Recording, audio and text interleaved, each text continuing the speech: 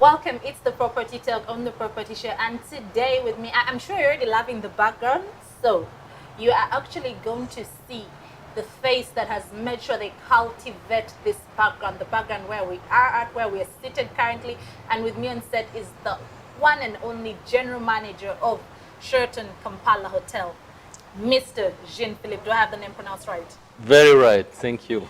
How does it feel to be the only hotel in Uganda that still boasts of the vast wealth of green? Most of the business, governmental entities are all around. So Basically, you're in the center, yeah, you're around. what's amazing that sometimes when we walk in these gardens, we feel that we are in the middle, I don't know, of a forest. I know. But at the same time, you have all the city, vibrant city. You're in the middle of the CBD, the hustle, the bustle, the traffic, the noises. But when you walk in here, there's a sense of calmness. It's There's a heaven sense of peace. Yes, there's a sense of relaxation. You forget that you're actually right in the heart of Kampala.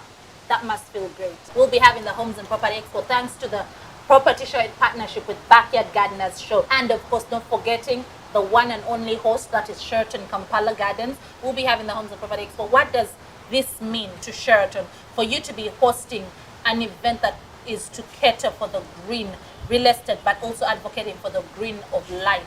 What does it feel for Sheraton?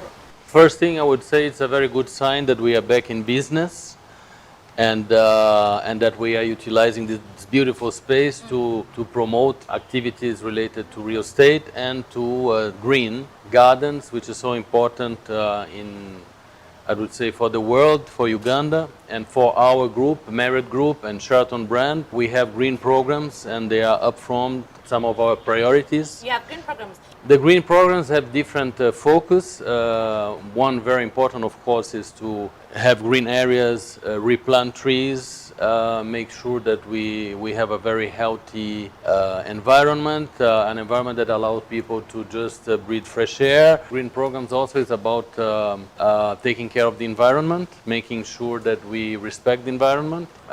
Very important entity called Uganda Hotel Owner Association, which I'm a board member. They are embracing a certain number of these programs, training the people in hotels to have that mindset, to have that concern.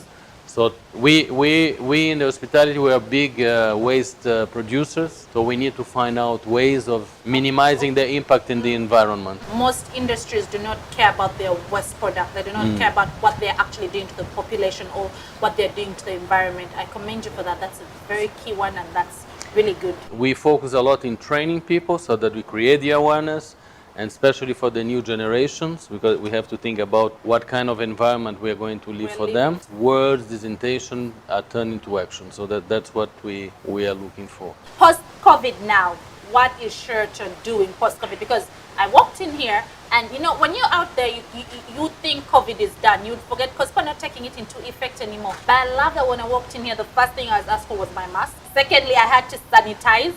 I love that you're still actually having this in place, that you're actually still thinking about your clients. First, I would say that COVID has changed completely our lives, our way of doing things, in our industry definitely. So we are now living in a period post-COVID, but still I think that create a lot of consciousness, not only about COVID, but other diseases, other threats that can raise. Like at the moment we are talking so much about the monkeypox. We just had a big sensitization session with all the Sheraton staff, so that we know what is it about, how can we prevent, if ever there is a case, what we are supposed to do. I would say that we are very much into anticipating and having policy and procedures in place in terms of health, safety, security. We still are living in a period that COVID is not totally away. Our company has these procedures, and the procedures have to be in phase with the country where we are. So until today, we don't have an official I would say, communication from the government saying you don't need to sanitize anymore, you don't need to wear masks. So we comply. Yeah, I mean, if you go to any governmental entity visiting a building, you see that the SOPs are still in place. If you go to the airport, so we have to keep it that present. because we have a lot of flow. Appreciated that because when you walk into other entities or other hospitality properties, you realize that this is not being put into effect. I would say we're not so strict as before. Us, the people working in the hotel, we keep those good practices. They are good because we have an obligation to deliver safety, hygiene. When we talk about food processing, food preparation, there is a lot of safety procedures that must be taken into account. So the guest is sure that whatever is being served, it's good for his health, that he's not going to have any. And I would say COVID came with their SOPs a little bit on top of it. So we have to make sure that we continue with some of those best practices, and they are in place. Now, of course, I would say we don't want our guests to feel that when they are at Sheraton, we presume that most of our guests have been vaccinated. We presume that they, when they go in places that is crowded, they are sanitizing, they are wearing masks. So when they are here, we allow them to have that freedom. And when we have events, family events, mainly people relax a little bit more because people know each other. Corporate events, it's a bit more strict. But I like that your staff is disciplined and it's actually to the T.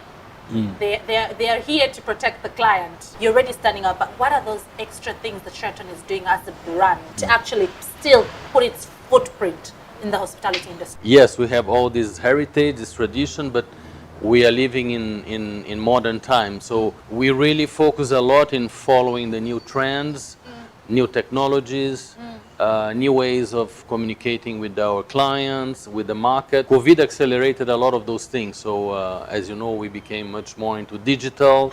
We became much more into video conferencing.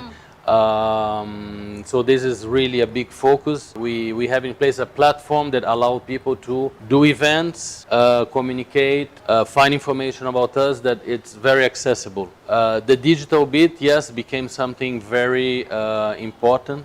People are following social media, so we have to make sure that we are there, whatever happened here that can be as an interest for anyone. So we emphasize a lot in this new kind of relationship or communication with our guests. Besides that, we also follow the new trend, like if we talk about food and beverage, there is a lot of new, I would say the tastes of people have evolved. I will give you an example. Some years ago when I arrived here, there was just a few Japanese restaurants in town, and people would say, oh, that's more for Muzungu. Today, when you see, we have hired a sushi chef, and he is here. I've been here before for the night. It's the seafood night. Yeah, the seafood night. Yeah. Oh my God, it's refreshing. Yeah. It's refreshing to the palate, that I must say. But when I had your seafood here, I think I changed my love and taste. It's one of the big successes. We have our monthly seafood night and dynamic motion going on around this. But there are a lot of other infrastructure projects. So we, hospitality, we always react to this demand. What's happening to the demand, yes. Yeah. Let's go back to the main focus of this, the Homes and Property Expo. Feel the audience out there needs to know about benefits, the need to cultivate nature and cherishes their green. This doesn't have to be like some special kind of land or soils. What would you say about, because this year's Homes and Property Expo, we're advocating for green cities, green homes. Just one thing that I wanted to tell you. The other day, about a few months ago, we had here for the first time, I saw some monkeys coming out of the trees. You had monkeys? Here. Here? Yes. Monkeys? Yes. No. And they were walking around, they were trying to steal food from people having breakfast. And in all the time I've been here for 6 years, I have never seen them before. I've never seen a monkey. I've been born, raised, I've never seen a monkey in Kampala CBD. And sometimes you see also some beautiful bird species. The birds, they live in pairs. Yes. And you see them flying around. So it's really... that must be beautiful. Yeah. So, see, that's why I'm actually asking, what would you have to say to the audience out there, the real estate lovers, anyone in the hospitality industry? I think that this is a very good moment for having these two events.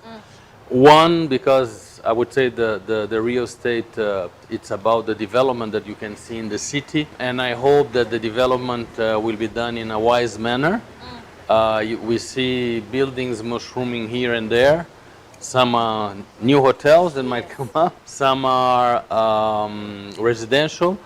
Many of them have this concept now of multifunctioning. Huh?